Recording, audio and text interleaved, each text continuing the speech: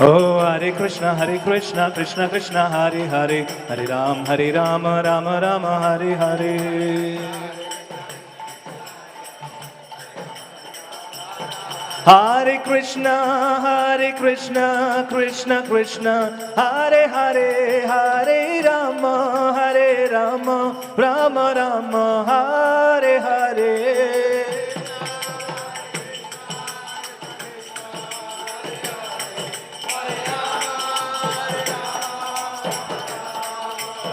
Jaya Jaya Prabhupada, Prabhupada, Prabhupada, Prabhupada. Nitai Gaura Hari Bol, Hari Bol, Hari Bol, Hari Bol.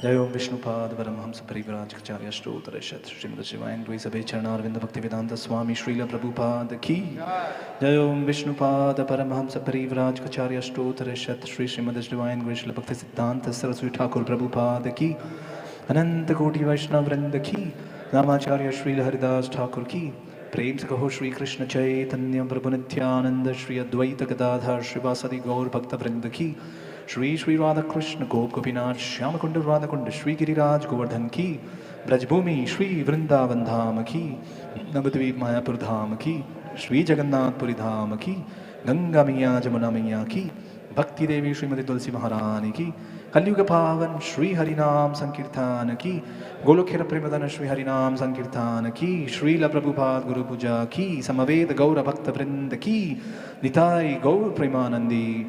All glories to assembled devotees, all glories to assembled devotees, all glories to assembled devotees, all glories, all glories, all glories to Shri Guru and Shri Gauranga.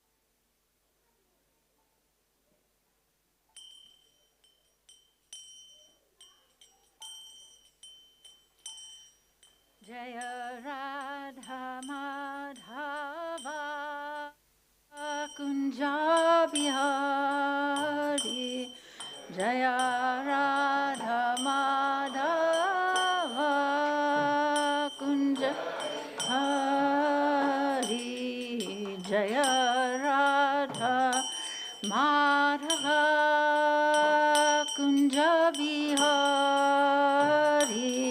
Jaya Radha Kunja Vihari Jaya Gopi Janavallabha Girivaradhari Gopi Janavallabha Girivaradhari Jaya Gopi Jana Ballabha Girivaradhari Jaya Gopi Jana Ballabha Girivaradhari Yashodanandana Vrajajana Ranjana Shodanandana Vrajajana Ranjana Yashodanandana Vrajajana Ranjana Yashodanandana Vrajajana Ranjana Yamuna Tira Vanachari Yamuna Tira Vanachari Yamuna Tira Vanachari Yamuna Tira Vanachari Jaya Radha Madhava Kunja Bihari Jaya Radha Madhava Kunja Bihari Hare Krishna Hare Krishna Krishna Krishna Hare Hare Hare Rama Hare Rama Rama Rama Hare Hare Hare Krishna Hare Krishna Krishna Krishna Hare Hare Hare Rama Hare Rama Rama Rama Hare Hare Hare Krishna Hare Krishna Krishna Krishna Hare Hare Hare Rama Hare Rama Rama Rama Hare Hare Hare Krishna Hare Krishna Krishna Krishna Hare Hare Hare Rama Hare Rama Rama Rama Hare Jaya Radha Gopinath Radha Gopinath Shri Radhe Radha Gopinath Radha Gopinath Shri Radhe Jaya Lalita Vishaka Lalita Vishaka Jaya Lalita Vishaka Jaya Shri Radhe Lalita Vishaka Jaya Lalita Vishaka Jaya Lalita Vishaka Jaya Shri Radhe Jaya Gopinath Ji Jaya Gopinath Ji Jaya Gopinath Ji Jaya Gopinath Ji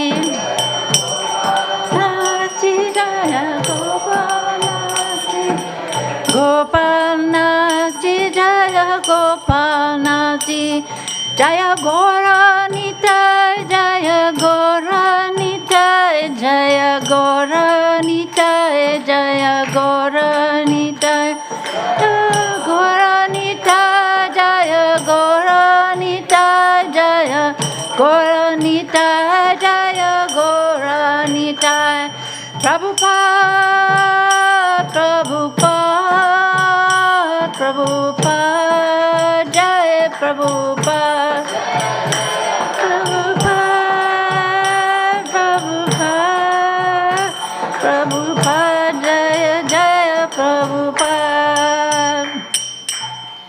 Ananta Lila Pravishta Om Vishnupad Paramahansa Parivrajakacarya Astitara Sata Shishimad Shila Abhay Charanaravinda Bhakti Vedanta Goswami Maharaj Prabhupada Ki Jai Ananta Koti Vaishnavrinda Ki Jai Namacharya Shila Haridas Thakur Ki Jai Brahmsakaho Shri Krishna Chaitanya Prabhu Nityananda Shri Advaita Gadadhar Shri Vasari Gaur Bhaktavrinda Ki Jai Shri Shri Radha Krishna Gopinath Sham Kunda Radha Kunda Giri Govardhana Ki Jai Shri Vrindavan Mathura Dhama Ki Jai Tulsi Devi Bhakti Devi Ki Jai Jagannath Puri Dhama Ki Jai Shri Vrindavan Dham Ki Jai Book Distribution Ki Jai Prasadam distribution ki jai.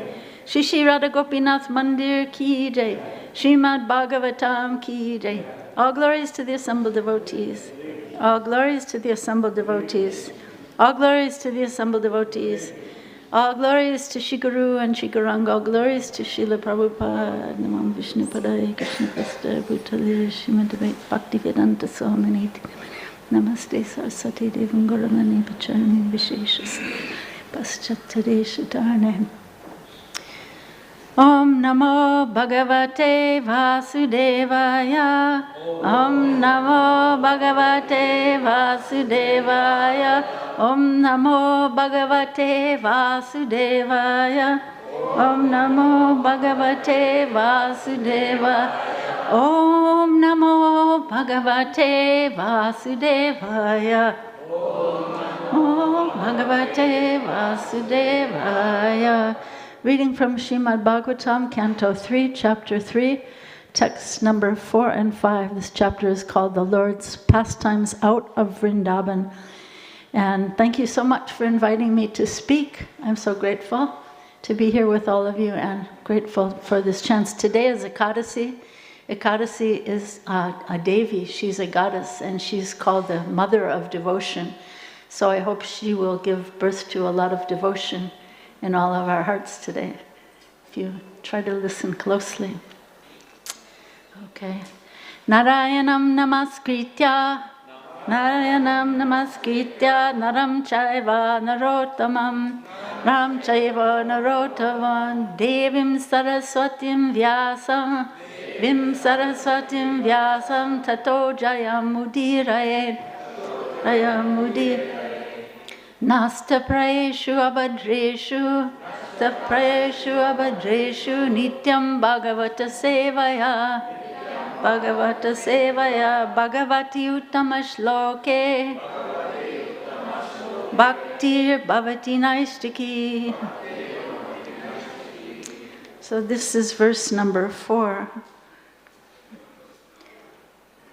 Kakud minno vidanas Naso damitva, kakud mino vidanaso damitva, svayam vare nagnajitim uvaha.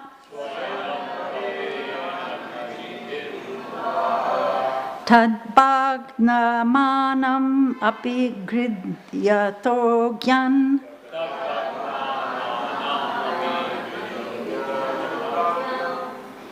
Jagrekshata shastra vrita swashastrai.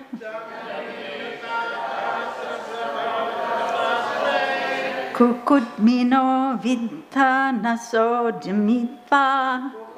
Mino vidha naso jamitva. Swayamvare nagnajitim uvaha.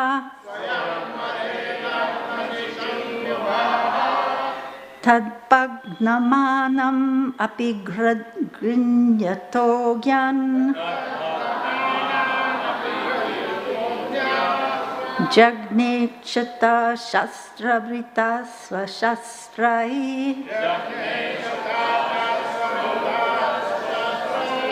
Please chant.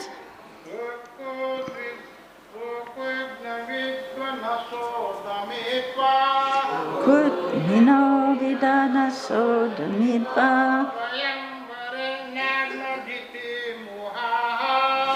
Ambare nagna jatim muva.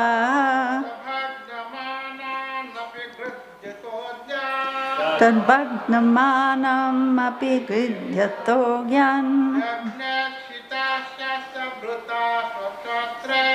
Jagnekshata shastra vrita swashastra.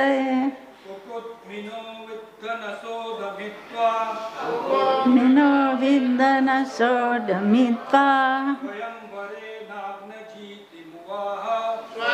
Vare nagna jitim muvaha. Tadbhagnamanam apigridyato gyan. Jagnekshata shastra vrita swashastra.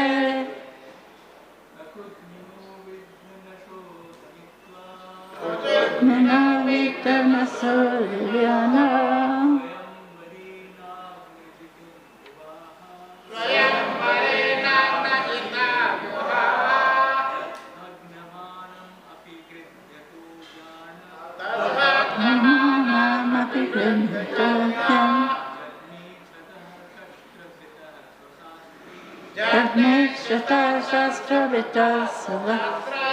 Any ladies like to chant?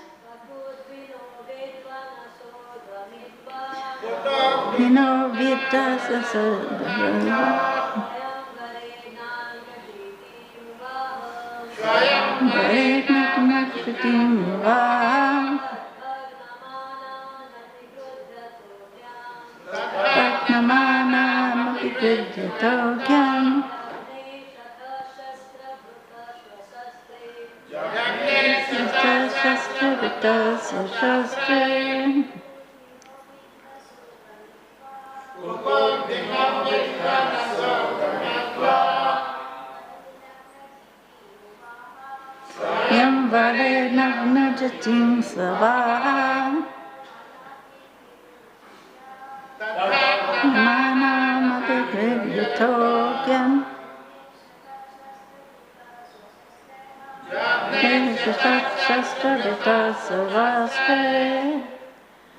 Okay, word for word. Kukudmina, bulls whose noses were not pierced. Avidanasa, pierced by the nose. Damitva, subduing.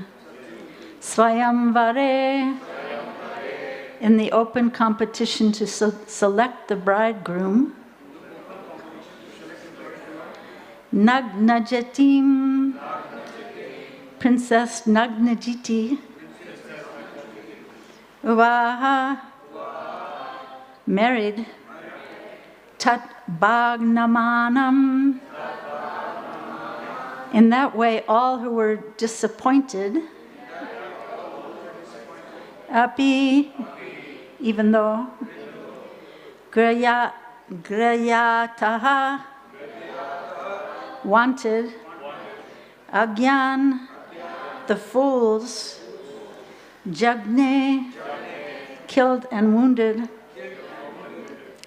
Akshata, without being wounded, Shastra Britaha, equipped with all weapons, Swashastrai, by his own weapons.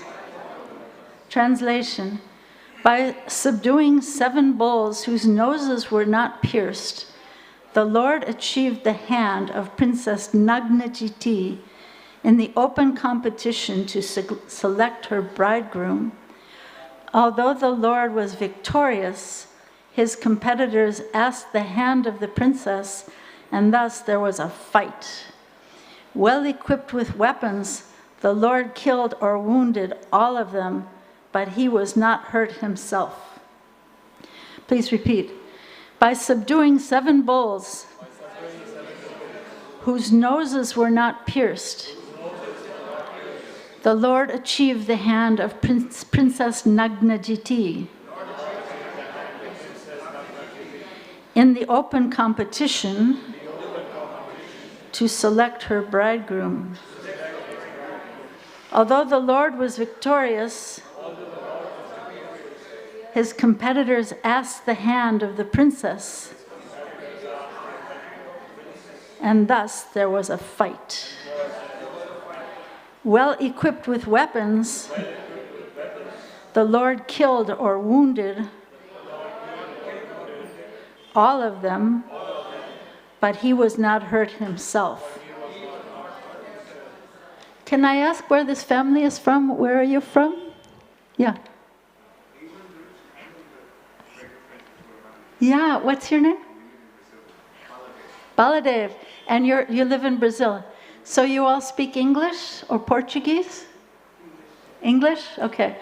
So you girls understand what's happening here, that when a bull gets a nose ring in his nose, maybe you've seen it, it calms them down, because bulls are very, very angry animals.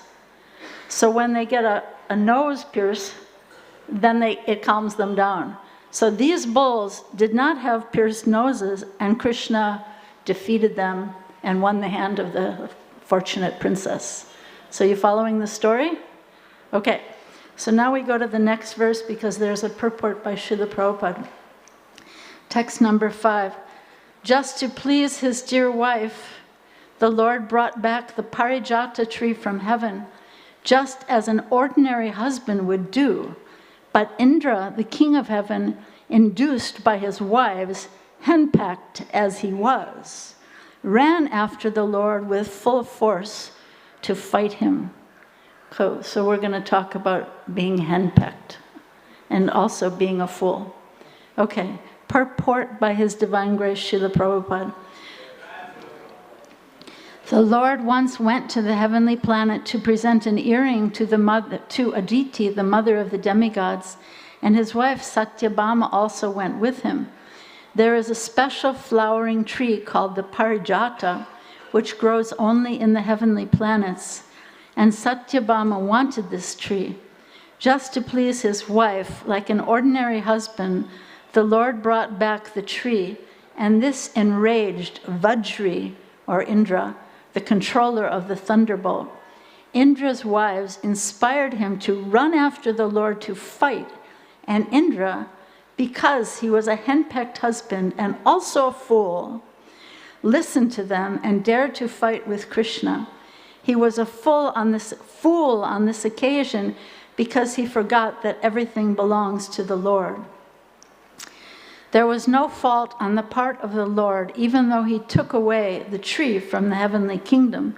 But because Indra was henpecked, dominated by his beautiful wives like Sachi, he became a fool, just as all persons who are dominated by their wives are generally foolish. Indra thought that Krishna was a henpecked husband who only by the will of his wife Satyabhama took away the property of heaven, and therefore he thought that Krishna could be punished. He forgot that the Lord is the proprietor of everything and cannot be henpecked. The Lord is fully independent, and by his will only, he can have hundreds and thousands of wives like Satyabhama.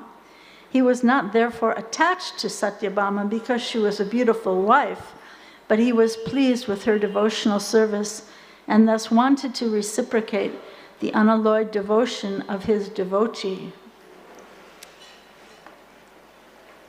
Om Ajnana-timirandasya Gyananjana Salakaya Chaksun Milatam Yena Tasmai Shri Gurave Namaha Shri Chaitanya Manobhistam Stapitam Yena Bhutale Swayam Rupa Kadamayam Dadati Sapadantikam Namam Vishnu Padaya Krishna Prestaya Bhutale Srimate Bhakti Vedanta Swaminiti Namine Namaste Saraswate Deve Gauravani Pracharine Nirvishesha Sunyavadi Paschatya Deshatarine Vanshakapatarubhyascha Kripa Sindhu Bhayevacha Patitanam Pavanebhyo Vaishnavebhyo Namo Namaha Jai Shri Krishna Chaitanya Prabhu Nityananda Shri Advaita Gadadhar Shivasari Gaura Bhaktivinoda Hare Krishna Krishna Krishna Hare Hare Hare Rama Rama Rama Hare Hare. So in this verse and purport, what I'd like to speak about today is fools that are discussed in this purport, and also the concept of being henpecked. And I'd like to leave some room for discussion at the end. So if you have any thoughts, takeaways, questions, complaints, anything, please save them for the end and we can discuss a little bit. So this word is used in the verse, agyan. So maybe you remember this prayer we just chanted, Om Agyana. So when we are Agyana, it means we have no knowledge. So the prayer says, Om Agyana Timirandasya. Am I speaking too fast? Nina? No? Okay. Okay. They're from Colombia. So, over there. So we have Brazil, Colombia. Okay. So Agyan means without knowledge, and the beautiful prayer says that I was standing in the darkness of ignorance with my eyes closed tight shut, but my teachers, my spiritual masters, have rubbed the ointment of love on my eyes and helped me to see spiritual knowledge. So back to this word agyan, without knowledge, it means a fool, right? So who is a fool? Am I a fool? Are you a fool? Yes. Right answer. So on this occasion, Indra was a fool because he forgot that everything belongs to the Lord. Fools like me, fools forget this.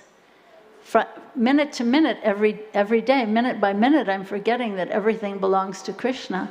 I'm thinking my house, my clothes, my car, my friends, my everything, my husband, my kids.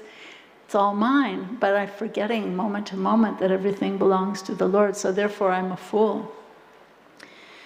And there's a Sanskrit saying, maybe all you brahmacharis know this because you know a lot more Sanskrit than I do, but Atmavan manyate jagat. So this beautiful aphorism says that everyone sees the world to be like themselves. Have you ever noticed that? Like angry people tend to think everybody's angry at them. And people who are, in business, they're always looking to make a deal. Or, it goes on and on. So everyone sees the world to be like themselves. So because Indra was a very henpecked fool, he thought Krishna was just like him. But he should have known, right? He's one of the universal controllers. He's the king of heaven. He's in charge of thunderbolts and rain, as you know from the Govardhan Puja story. So he should have known, but he keeps forgetting. But I shouldn't objectify Indra so badly because I'm really quite like him myself. So we have to try to remember that Krishna is actually, when he comes to this world, he's beyond this world. So I was thinking, what other verse talks about fools? Maybe you know this verse, Bhagavad Gita, chapter 9, verse 11. Avajananti mam mudha, fools. The word mudha means fool.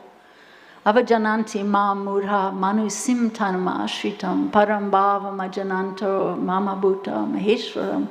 Krishna says, fools deride me when I descend in a human form. They do not know my transcendental nature and my supreme dominion over all that be.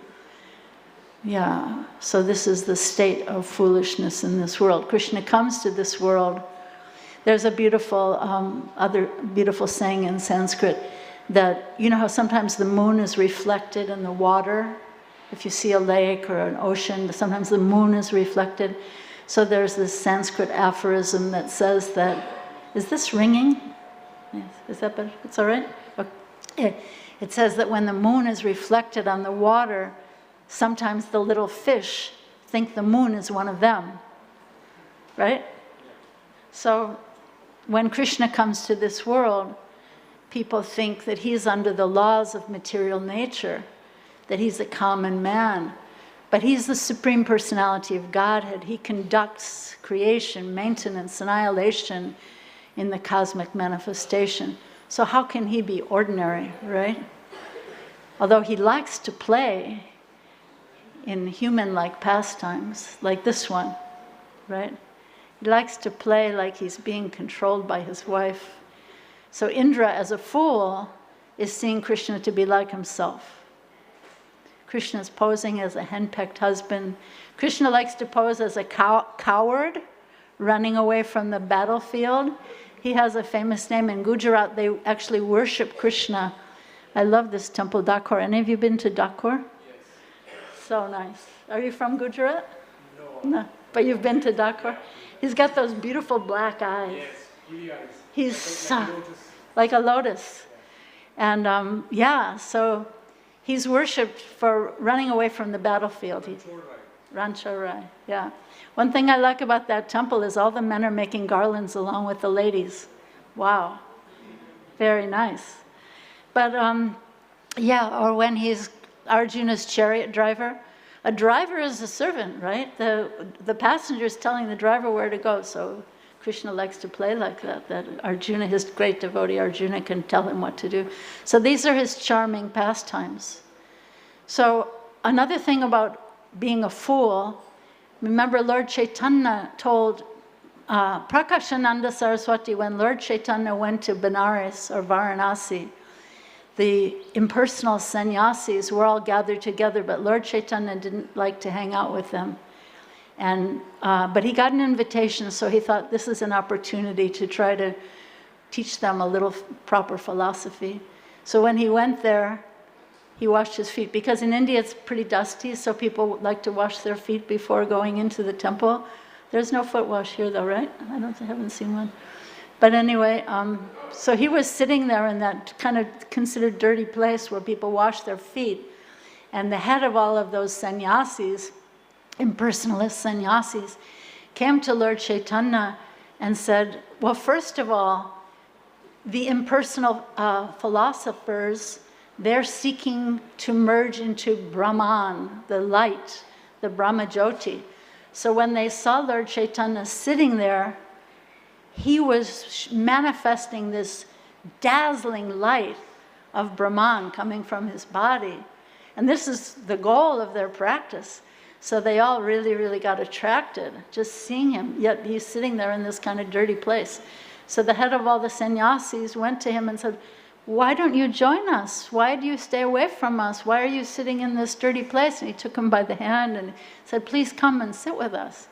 And then he said, why are you just chanting and dancing out on the street like a fool with a bunch of sentimentalists, women and children? Why don't you come and discuss Vedanta with us? And so Lord Chaitanya, this is where the fool part comes in. Lord Chaitanya said, well, you see, my spiritual masters saw me as a fool, so I'm not really qualified to study Vedanta like all of you. But in fact, Lord Chaitanya was the greatest scholar who defeated the conquering, Digvijay Pandit, so he had an immense reputation before coming there of being a great scholar. But he's saying, my spiritual master considered me a fool. So I would say that a sincere devotee feels like my spiritual master is right by my side at all times.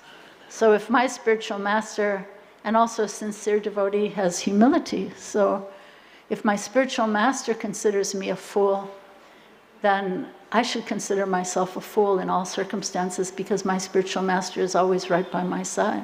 So this is the humility of the path of devotion. One devotee came up to me this morning, I don't know where she is, but she said, I made cheesecake yesterday. Would you like some cheesecake? And I said, today is Ekadasi. But I told her, I did that once to Prabhupada. I asked Prabhupada, can I make you some bread? And Prabhupada said, bread on Ekadasi? So in this way, we are fools before our spiritual master. But so what about this idea of henpecked? It's kind of an archaic word. I mean, nobody would really go out on the street in Mumbai or the US or Brazil or Colombia and use the word henpecked. It's pretty strong. So I looked it up. The definition of henpecked is someone who is continually criticized and given orders by one's wife or female partner, typically used by a man. So, that's what henpecked means. So actually, Krishna really enjoys taking orders. Like a man who is henpecked, he doesn't like taking orders from his wife. He doesn't like getting criticized by his wife. Any wife, you can try it sometime and try instructing your husband in Krishna consciousness and see if he likes it. Mine does not, So, but Krishna actually enjoys taking orders from his devotees. Arjuna on the chariot, and what about Radharani in Vrindavan, right? Radharani is in an angry mood, it's called man. She's pouting, Krishna's trying to touch her, and she's saying, no, get away from me, you know, and all of that in their pastimes. So here in this pastime, Satyabhama, who is actually in Vrindavan, is Radharani. So when Krishna comes to Dwarka, Radharani comes to Dwarka in the form of Satyabhama. So Satyabhama, she wants this parijata tree that previously only existed on the heavenly planets. Now you can find this parijata tree in Mumbai, right? So it's a really very fragrant tree. Someone was telling me the other day that she remembers when she was... So the thing about this parijata flower is, as soon as the sun comes up, all the flowers fall onto the ground. So you have to catch the flowers before the sun comes up. So she was telling me that when she was a little girl, she used to shake the tree and get all the flowers off and then take them and share them with all the neighbors. There's a whole story behind that, but I won't get into that. But it's a beautiful, if you get a chance to see a parijata tree, I don't know if they have, anybody know if they have them at Govardhan Eco Village? I don't know. But it's a beautiful tree. It's white with a little orange center. So this is Krishna's pleasure pastime. He likes to be kind of bossed around, you might say henpecked, by his devotees and controlled by his devotees. Radhanath Swami always likes to talk about how Krishna is a prisoner in the heart of his pure devotees. So in this purport, it's mentioned that he's not getting this, kind of stealing this parijata tree from heaven for Satyabhama because she's so beautiful. No, it's because he was pleased with her loving devotional service. So if you're a lady and you're beautiful and you're proud of your beauty, that would be foolish. Or if you make beautiful garlands for Gopinath and you're proud of making beautiful garlands, that would be foolish. Because actually all talents, all abilities, all beauty, all strength, all wisdom, all renunciation, everything comes from Krishna, right? So Indra should have known, but he keeps forgetting. We all keep forgetting in this material world. That's part of being covered by the modes of material nature: goodness, passion, and ignorance. Passion and ignorance are more covering, and goodness has a little bit of transparency, but still we get covered by all three. Pride covers us. So here's another verse from Bhagavad Gita. Bhogaishvarya prashaktanam tayapahrita chetasam vyavasayatmika buddhir samado na vidhyate. So this verse explains when we're too attached to sense enjoyment and material opulences and bewildered by them like Indra, often like ourselves, then what happens? The resolute determination for devotional service to the Supreme Lord does not take place. So we have to be simple, sincere, humble, without ulterior motive. Radhanath Swami said that simplicity, sincerity, humility are the digestive enzymes. Isn't that great? These are the digestive enzymes for digesting transcendental knowledge. Otherwise, this is all beyond us. We can hear and listen, but we won't really get it unless we are situated in humility, simplicity, and sincerity. And what happens is when we're too attached to sense enjoyment and material stuff, and it's pretty difficult when you come to India and there's so many beautiful outfits and saris and jewelry. It can get pretty bewildering, you know. But anyway, what happens is the resolute determination for devotional service to the Supreme Lord does not take place when we're too attached, when we're bewildered by pride. We become deluded, we become attached to, when we're proud, we become attached to, one thing might be internet gossip. That's a big addiction. Other addictions, so many addictions, workaholic, alcohol, drugs, shopping, what do they call it? Shopping remedy or something? Shopping, I forget what it's called. Anyway, all these things are different kinds of addictions. And Krishna says in this first one, okay, so there's another verse where Krishna says when we become attracted, when we become covered by pride, what happens is we become covered and we become attracted to demoniac or atheistic views.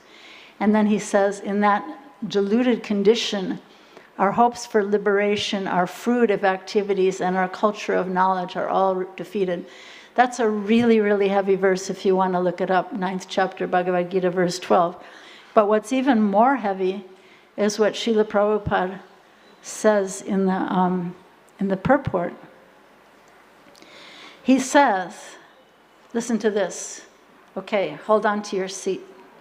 Prabhupada says, there are many devotees, he doesn't just say one, he says many devotees who assume themselves to be in Krishna consciousness and devotional service, but at heart do not accept the Supreme Personality of Godhead, Krishna, as the absolute truth. Heavy, right? Then he says, for them, the fruit of devotional service, going back to Godhead, will never be tasted. So I think we have to really look deeply into our hearts and see, is this me? Is it you? Am I? I'm hearing all the time, Krishna is the Supreme Personality of Godhead. He's the absolute truth. Am I accepting it? Do I believe it? Am I deeply praying and considering my motivations in Krishna consciousness? Am I doing this Krishna consciousness to get some big position or respect? Or am I praying to see and try to weed out the weeds of my anarthas? You know this word anartha? Artha means real interest. Anartha means unwanted things that I don't want.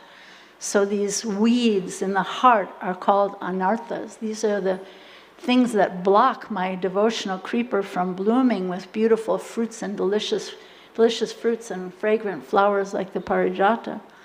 So we have to really, as we're practicing Krishna consciousness, we can't just be on automatic pilot like some puppet, just chanting like in an automatic way without any prayer.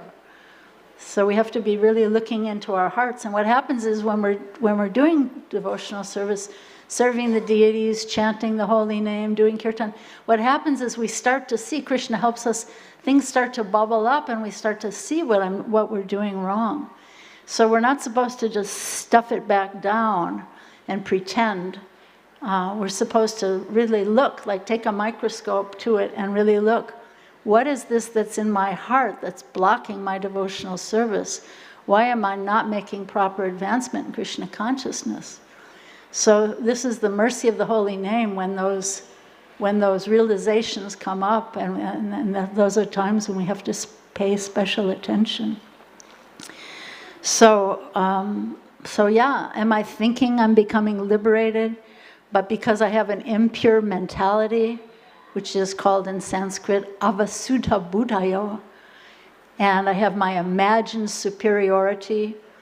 I'm a rich householder, I'm a beautiful woman, I'm a brahmachari, I've been here 20 years, I know so many Sanskrit verses. Whatever I'm proud about, is that my imagined superiority? And is that so-called liberation really just in my mind? This is a beautiful verse from the 10th canto of Srimad Bhagavatam. Vimuktamaninas. So some people consider that they are liberated, but they're liberated only in their minds.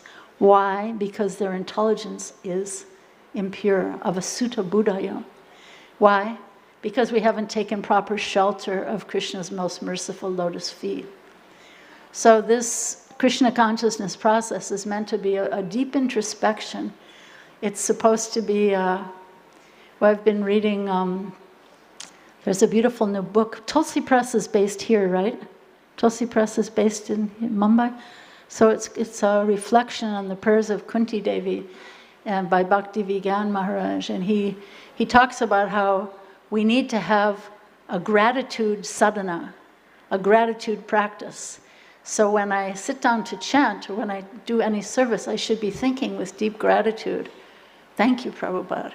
Thank you, Lord Chaitanya, for sending Prabhupada to give us Krishna consciousness. So our hearts should be full of gratitude.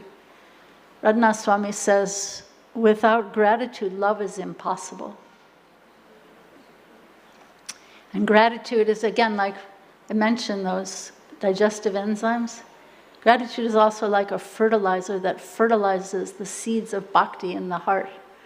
So when we're grateful, those seeds can grow very abundantly. Yeah?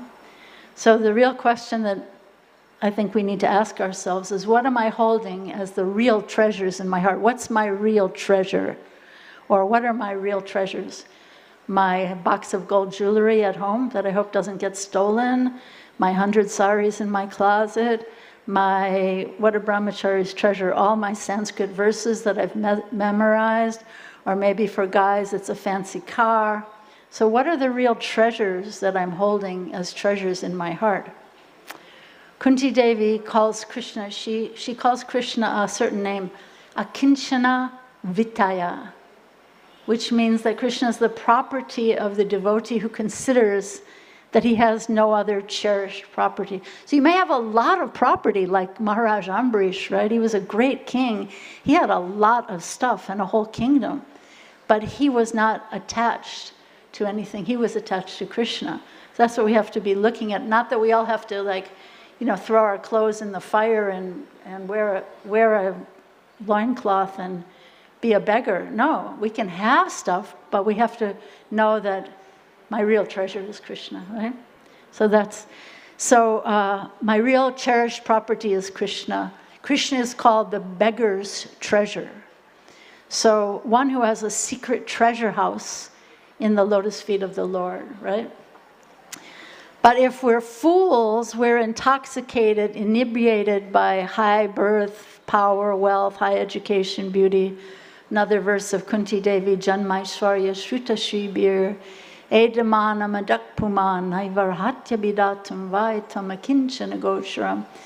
So if we are intoxicated, inebriated by high birth, beauty, wealth, power, all these things, then we can't approach Krishna with sincere feeling. That sincere feeling just doesn't manifest in the heart if we're so attached to these other so-called treasures. So I want to share a story with you that's really interesting. So, Sita Devi's father is named King Janaka, and he was the father-in-law of Lord Ram. And he appeared in the Treta Yuga. But believe it or not, there's a wonderful story about him in the Mahabharata, which was compiled a lot later. So this is from the Shanti Parva of the Mahabharata. So this King Janaka said something super wise, and I'm going to say what he said, and then I'll give the backstory. So he said, "My treasures are unlimited, but nothing here in this world is mine." He says, my treasures are unlimited, but nothing in this world is mine. Even all of Mithila, which is his city, even if it all burns to ashes, nothing of my own will burn. Wild story, right? So here's the backstory. One day, Maharaj Janaka invited Sukadeva Goswami, who also seemed to have been around during the Treta Yuga, and he invited Sukadeva Goswami to visit him in his kingdom of Mithila. And Sukadeva Goswami was offered a seat of honor, and then he began instructing this Maharaj Janaka and all of the great Brahmin sages who are always gathered in the court of a king, because the king's very generous, he gives a lot of charity, so it attracts a lot of people who want charity, right? So they're all gathered in the court of this generous king. So the whole time, Sukadeva Goswami was just speaking to the king like this, as though no one else in the room was present. He wasn't even looking at the sages. He was just looking at Sukadeva Goswami.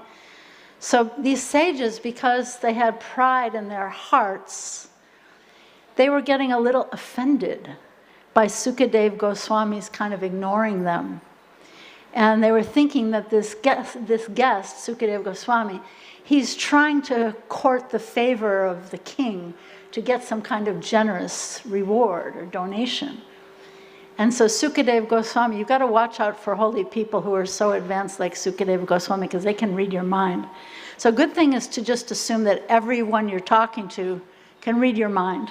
So be very gracious, humble, and sincere and simple. So anyway, Sukadeva Goswami was amused by this, but he was also pained by it, to see the pride and the conceit in these sages. So he was aware, he was hearing what they were thinking, actually. And so he was aware of their thoughts. And so just to glorify Maharaj Janaka and to protect the sages from committing unnecessary offenses, Sukadeva Goswami created a mirage. You know what a mirage is? You girls know what you know what a mirage? No? It's like a fake illusion. Like what? In the desert, like if you're ever driving on a desert road, sometimes you see water on the road. Yeah, and sometimes animals go chasing the water and they die because there's no water there. It's called a mirage. So Sukadeva Goswami, he created a mirage.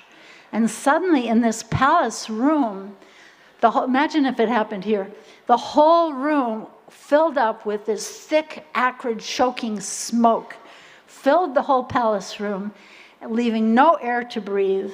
And these Brahmin sages, they all started running to the windows. And when they looked out the windows, they saw the whole city of Mithila was all engulfed in flames. The palaces, the citizens' homes, the ashrams, and the sages' solitary, simple huts, everything was on fire. And so the flames, they saw the flames now spreading right toward King Janaka's vast palace. And so these Brahmin sages were really panic-stricken, and they started running in all directions to go and save their stuff, right? Their meager belongings. And they were crying out, what about my deerskin? What about my loincloth? What about my gamsha? What about my kamandala? Kamandala was like a water pot. What about my stuff? They didn't have much, but they were attached to what they did have. And this is what Sukadeva Goswami wanted to illustrate by creating this mirage. So, interestingly enough, here's the king. He owns the whole palace. He owns the whole kingdom. He has a lot of stuff, but he wasn't attached to any of it. So he's sitting there unmoved, completely peaceful. And this is when he said, even if all of Mithila burns to ashes, nothing of mine will burn. And he was just inviting Sukadeva Goswami to go on speaking and speaking. So after a few moments, this mirage dispelled. It was no longer there. And all these scattered sages who had run out to save their stuff, they began returning to their seats in the palace room. And they were kind of looking down, embarrassed. Their faces, they couldn't look at each other, right? They're like, you ever get really embarrassed and you can't look at your brother or sister or your mom? Yeah, so they're like looking down. They couldn't look at each other because they realized that there was no fire except for the fire in their hearts of material desires, right? Which was still burning. So they came back and sat down, but they were too ashamed to look at each other in the eyes. And when they finally settled down after all this commotion and craziness, they saw that Sukadeva Goswami hadn't even moved from an inch.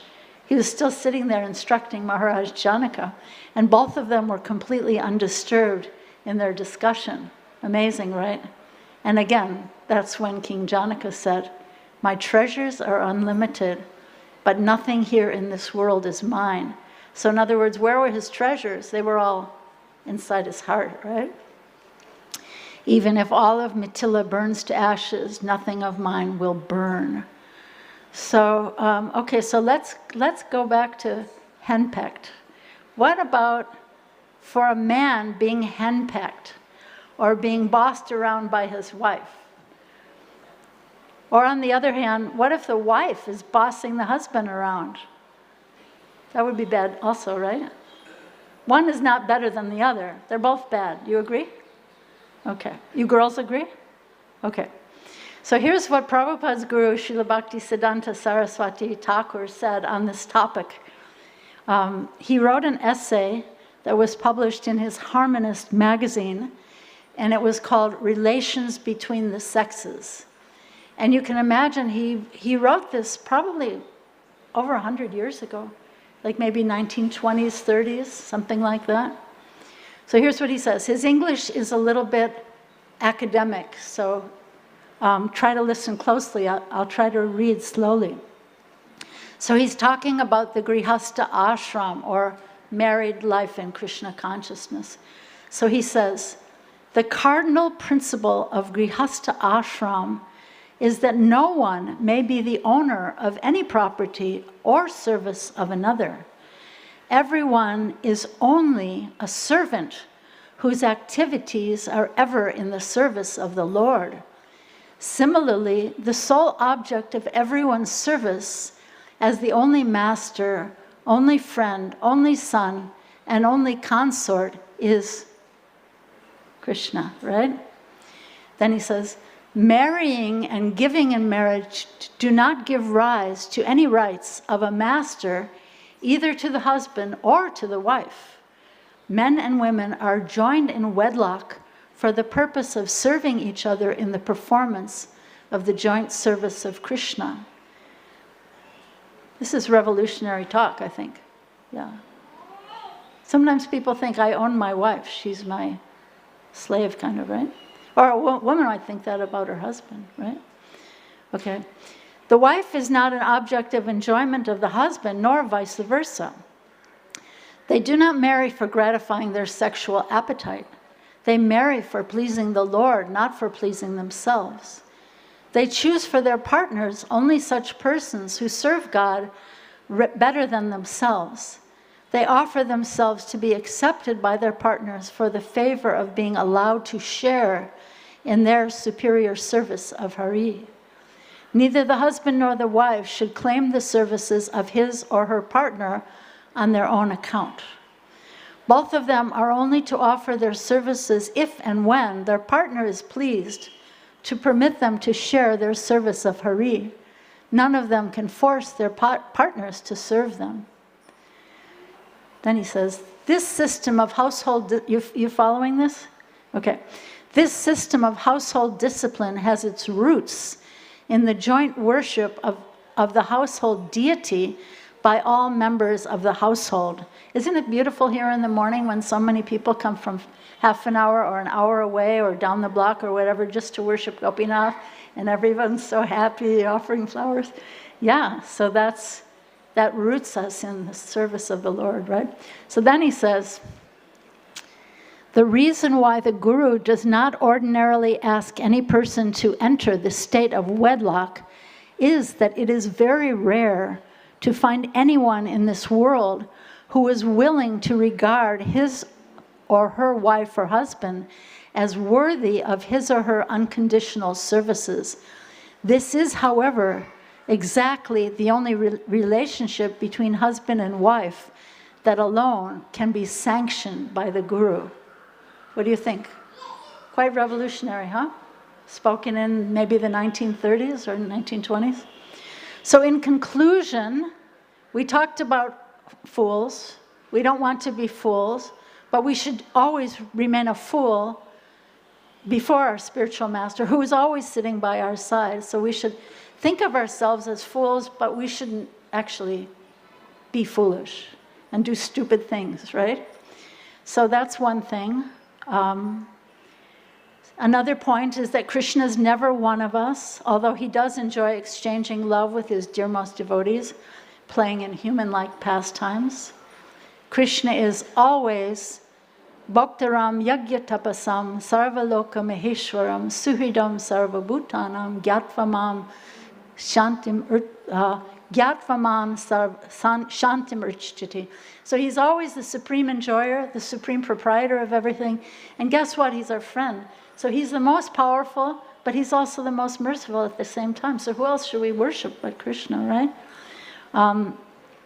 So giving up our foolishness with this kind of realization, we can find peace and relief from the pangs of repeated birth and death in this material world. So, yeah, and another point that I mentioned, if we're bewildered by pride, Srila Prabhupada warns that the fruits of devotional service going back to Godhead will not be tasted if we're bewildered by pride. Krishna is only controlled by loving devotional service. So these are a few thoughts on this verse. Thank you all so much. And there's a little time, so does anybody have what was a takeaway for you? What was important for you? Or do you have a question or a complaint? Anybody have any thoughts they would like to share?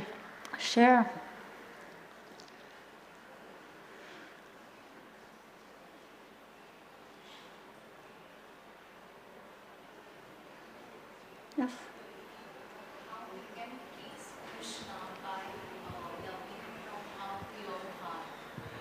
How can we please Krishna by loving from our pure heart? Thank you. Such a beautiful question, and the answer is embedded in your question. We have to really try to see what we're doing wrong and seek to approach Krishna with a humble heart, a grateful heart.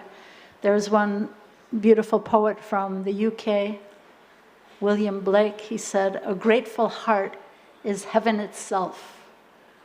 So if we can be worshiping Krishna with gratitude, with simplicity, not always thinking of all this stuff I need and the more stuff that I'm going to go get, simplicity, sincerity, without an ulterior motive, these are the digestive enzymes that help us digest all this knowledge we're hearing. Otherwise, it just goes over our heads, right? Or it goes in one ear, out the other. Do you ever read Bhagavad Gita and then close the book and think, I don't remember a single word that I just read? That happens a lot. So sometimes, because or I'll speak for myself, I am such a fool. Sometimes you have to read it 2 or 3 times or 4 times and really pray to understand. So it's a dynamic, the Christians use this word discernment, which is a beautiful word. We don't use that word so much, but we should always be sharpening the sword of our intelligence and our attention. You know, if I'm chanting and I realize I didn't hear one mantra in this whole 2 hours and I need to, really try to, and then Krishna will help us if we're trying. If we're sincerely trying, he'll help us. But if we're just blasé going along, then Krishna will also be reserved. Like when Draupadi was trying to protect herself. Yeah, Krishna was hesitant. Is that helpful? Okay. You had a question? Thank you. Hello. I think it's not working. Okay, you can shout. Hello. Yeah. Mataji, thank you so much for the wonderful lecture, first of all. I wanted to ask, because I'm curious to know, you mentioned that we should look within in order to know whether we are completely devoted or we think in our head and heart that Krishna is actually there. Right. So would you like to suggest a few techniques that could help somebody to become even better? I think prayer is so let me repeat the question. Can you phrase it again? How do we see? How do we look deeply in our hearts to see, to know that Krishna is really there? Is that basically your question? I think, again, we tend to do Krishna consciousness on automatic pilot rather than with intention and with prayer. So it's supposed to be a very conscious practice. We're supposed to, and if we see that we're doing it in an unconscious way, Krishna unconsciousness, right? If we see that we're doing it in an unconscious way, we have to really cry to Krishna and pray to Krishna that I want to see. Let him know that it's not that I don't want to see, I want to see. I want to stop pushing all that stuff under the rug. I want to see. And then see also, what can I do to simplify my life? Maybe I have 3 cars. Maybe I could live with 2 or 1.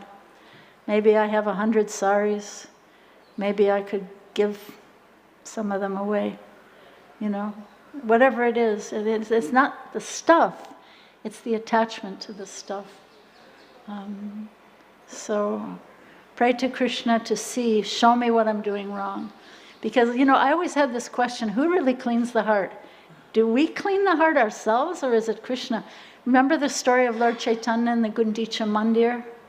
And he's cleaning and sweeping and gathering piles of twigs and branches and dirt. Everybody else was doing it too, all his disciples, devotees, but he was collecting much more than anybody else. So in fact, Krishna cleans our hearts, but we can be co-cleaners. We can want to help him. But if every time he shows us something that shouldn't be there in our hearts and we put it back, that's not helpful. So we have to really cry and pray, and then see, how can I simplify my life? How can I go to that place of simple humility, sincerity? And is that helpful? Yeah. Somebody else have a question? Or yes?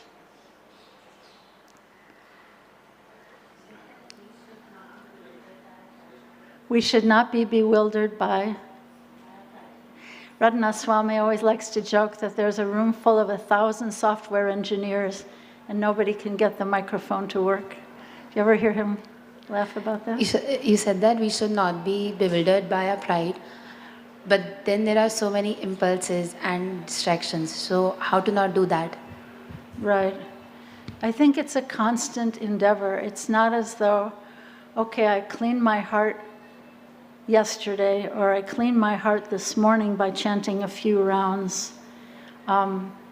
Devotees think that Prabhupada said to chant 16 rounds. No, he didn't. He said to chant continuously, incessant chanting. So when you walk out of here and you go to work or go to school, that holy name should still be on our lips. That cleansing process should always be there. And at the same time begging Krishna to see, what am I doing wrong? Show me. Please kick out those stumbling blocks and anarthas, the unwanted things. So it's meant to be a very conscious process. But we keep forgetting, but Krishna will help us if he sees that we want help. So I suggest continuous chanting, incessant chanting. I'm trying for that myself, not so good at it. But you can always be praying, chanting Krishna's name, and begging to see. Is that helpful? Okay, you have to be patient. You have to be enthusiastic, but also patient, right? You read Nectar of Instruction, enthusiasm, patience, both. Sometimes too much enthusiasm and with no patience can be craziness. Or too much patience, we fall asleep, right? Yeah. Anybody else from this side? Any questions or comments or complaints, or what was a takeaway for you? Anybody have a takeaway that was important here?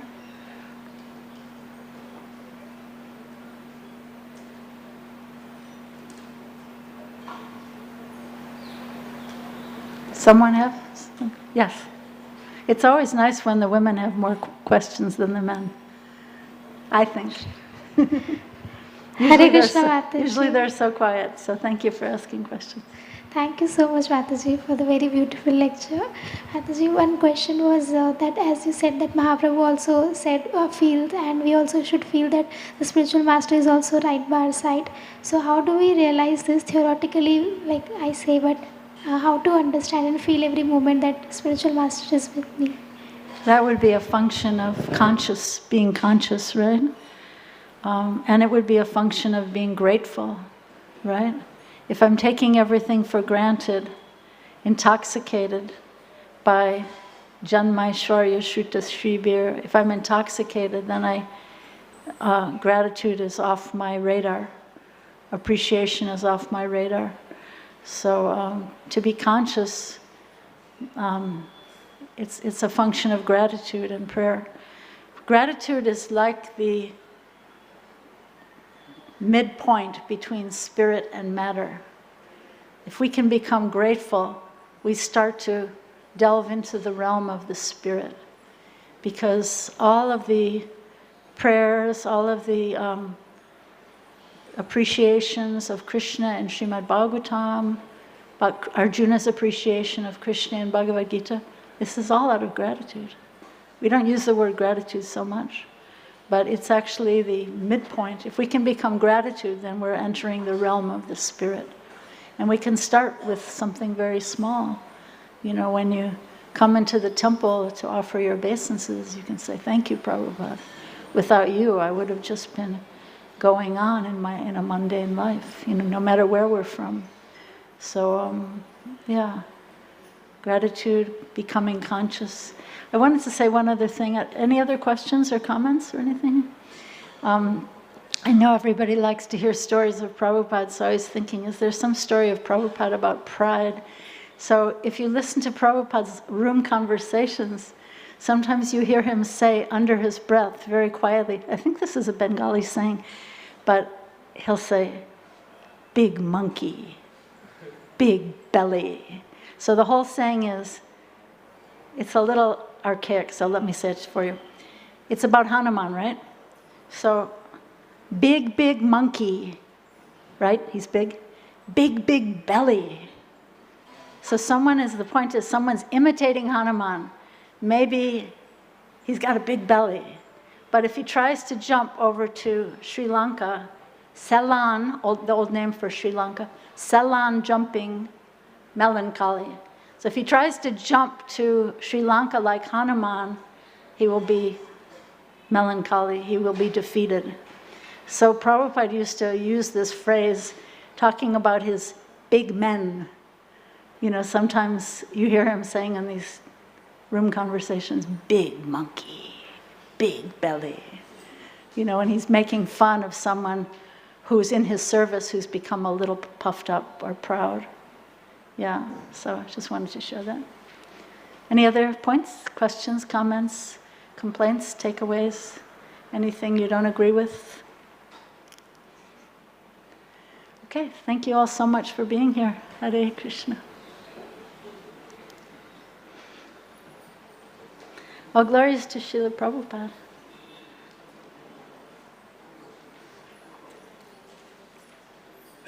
Are you coming on our retreat?